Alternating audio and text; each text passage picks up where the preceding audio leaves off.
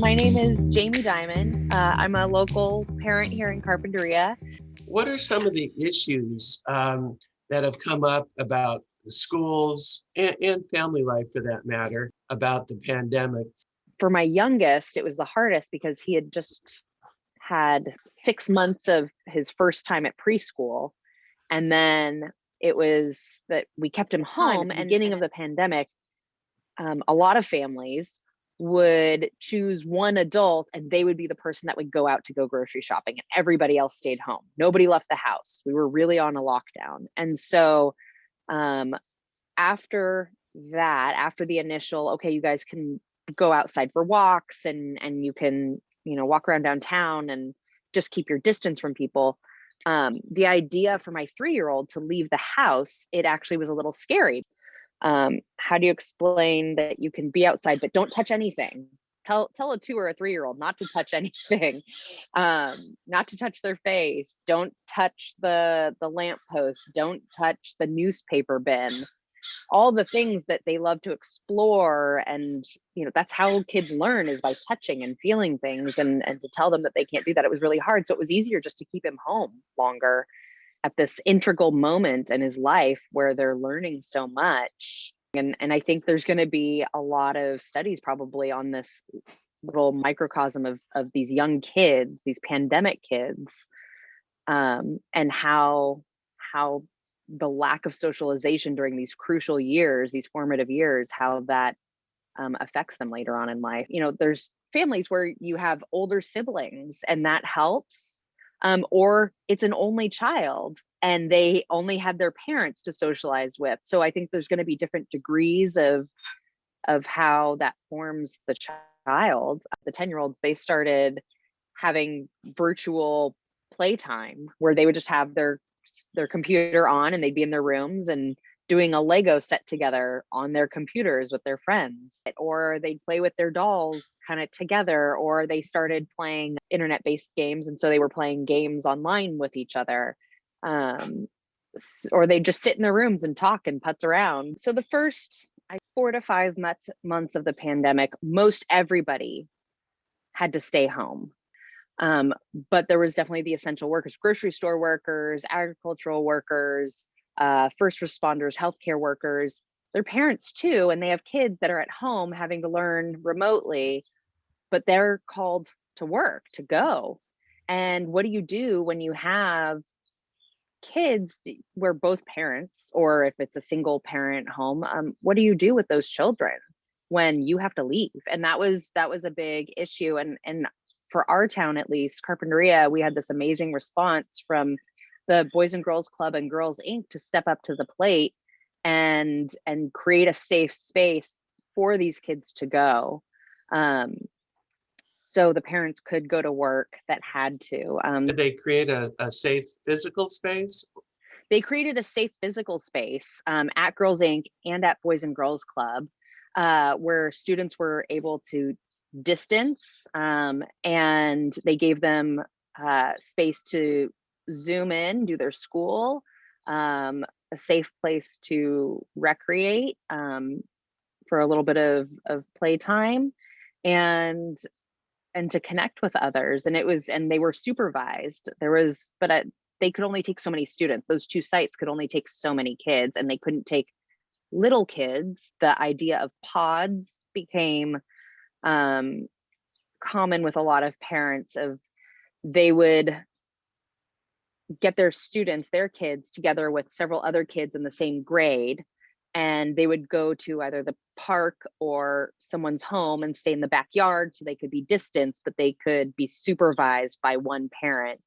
And that was kind of the workaround people found. And there were people that did make tough decisions. The schools, I know, were doing home visits and seeing young kids home alone. While not illegal, parents had to do what they had to do. They had to make tough decisions. And I can't judge anyone for doing what they had to do in these circumstances. At the time, everything was so dire and so urgent.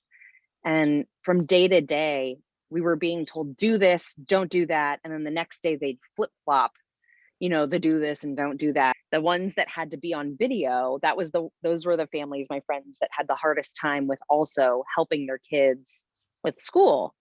Because if they're having to be here focusing on their job and video conferencing, and your child needs math help, it was very hard to juggle, and you feel compelled to do the best you can at work, but here's your child saying, I need help.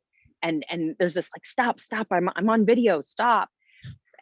And very quickly, I feel that a lot of people said, hey, we're all doing this. Like, everybody has their kid just out of view of camera saying they need help with their homework. And there was this aspect of everybody gets it. Connectivity was a big issue. Here in Carpinteria, we have a lot of students that are part of the free and reduced lunch program. So very low income families that don't have internet access or have very limited internet access. And so the school district worked really hard to get Chromebooks and hotspots to those families that had either no laptop or no connectivity. Every student in the district now, if they didn't have a laptop of their own, has been provided one by the district. And so that definitely was a big step forward in equity for our families, giving everybody the ability to connect. There's still some families that live so far back in the foothills that they're not able to. And so through guidelines of the CDC and the county, they're able to be on campus in small cohorts because they can't get internet at all, or their bandwidth isn't enough. And so they're able to be on campus in small cohorts safely, supervised, and get the instruction that they need there. My son especially, who just loves being outdoors, all summer he had been working on our boats with us, with my husband. And for him, being in a classroom is one thing. Being on a computer in your room, because we have a 3-year-old so my kids couldn't be at the kitchen table. They had to be in their room so my 3-year-old wouldn't try and take over their Zoom. In their rooms on a computer 5 days a week for extended amounts of time, it wasn't good for them mentally or emotionally. And there are a lot of kids that I've heard stories. Have parents, we talk, and they said, my kid is not doing good. They are not themselves. They are sullen beyond what a normal teenager would be. We made the decision to put both my 8th grader and my 5th grader on the independent study program offered through the school district.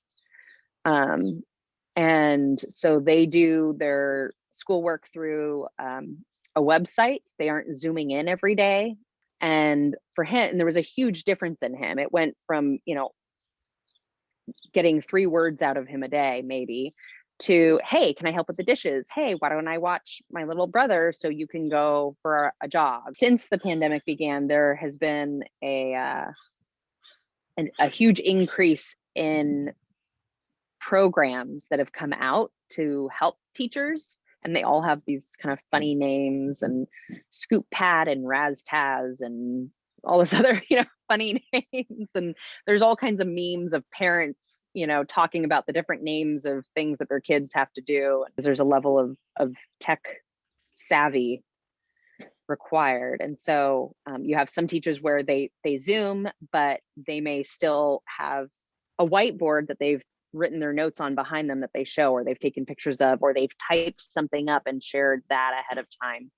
And then there's ones that are interacting and swapping screens and sending kids to breakout rooms, and then sending those breakout rooms to breakout rooms, and, doing all kinds of really cool stuff. Is there anything else you'd like to say about the pandemic? You've said a lot. I've said a lot. I mentioned just how well people come together, especially in Carpinteria. We definitely saw that after the Thomas fire, and then the debris flow that followed. Our ability to really lean on one another and count on each other. The amount of people that stepped up to help and volunteer with the local food bank was amazing.